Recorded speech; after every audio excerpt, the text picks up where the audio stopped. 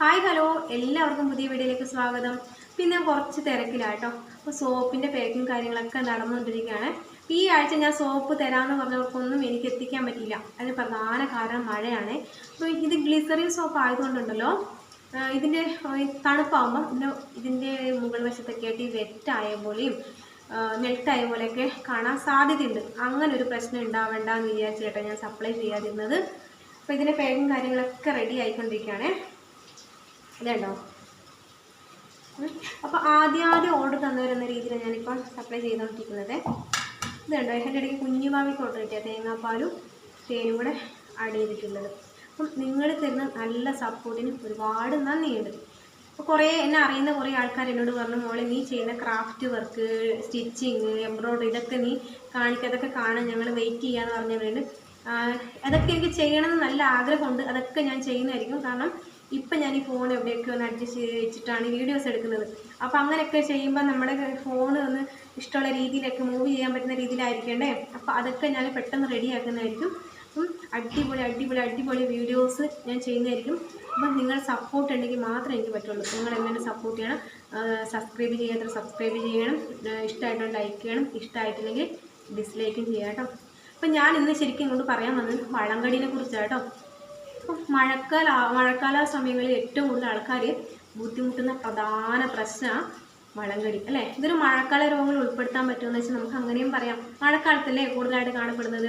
അപ്പോൾ ഇത് കൂടുതലായിട്ട് കാണുന്നത് ഈ മലിനമായ നിലത്ത് കൂടെ കൂടുതലായിട്ട് നടക്കേണ്ടി വരുന്നവർക്ക്, വൃത്തിഹീനമായ സ്ഥലങ്ങളിൽ ചെരുപ്പിടാതെ നടക്കേണ്ടി വരുന്നവർക്ക്, പിന്നെ ഇറുകിയ ഷൂസ്, മുറുകിയ സോക്സ്, ടൈറ്റ് ചെരുപ്പുകൾ ഇതൊക്കെ ഇട്ട് നനഞ്ഞ് കൂടുതൽ സമയം കാല് വെക്കുന്നവർക്കാണ് കൂടുതലായിട്ട് കാണപ്പെടുന്നത്.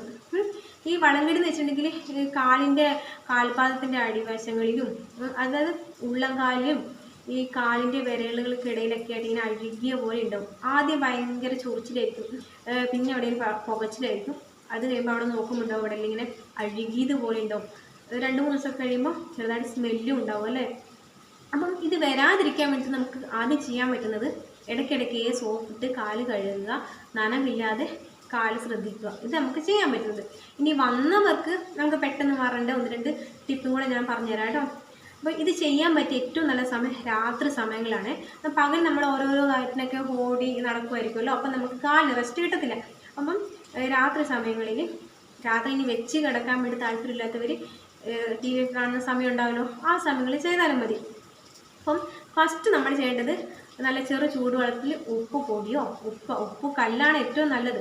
അപ്പോൾ ഉപ്പ് കല്ലോ ഉപ്പ് പൊടിയോ ഇട്ട് ഒരു 10-15 മിനിറ്റ് മുക്കി വെക്കുക.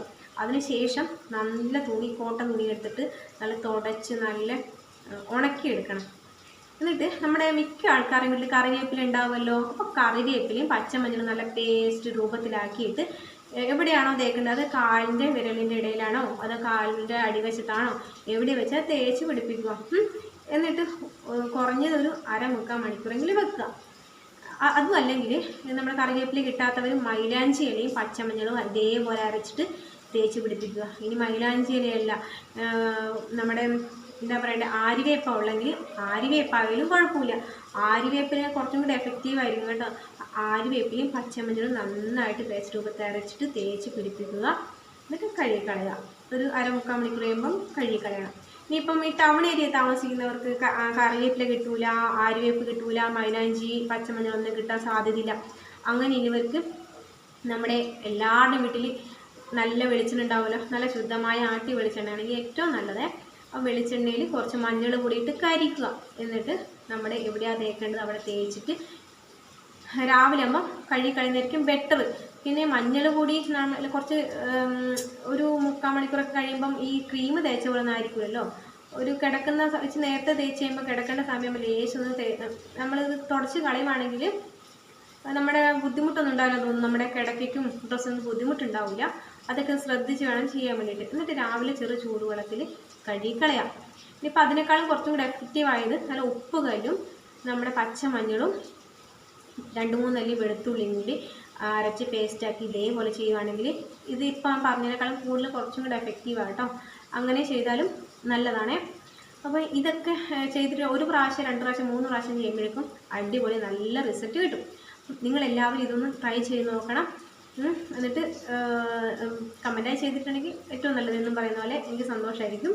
അപ്പം ഇതുപോലത്തെ നല്ല നല്ല വീഡിയോസായിട്ട് ഇനിയും ഞാൻ വരുന്നതായിരിക്കും.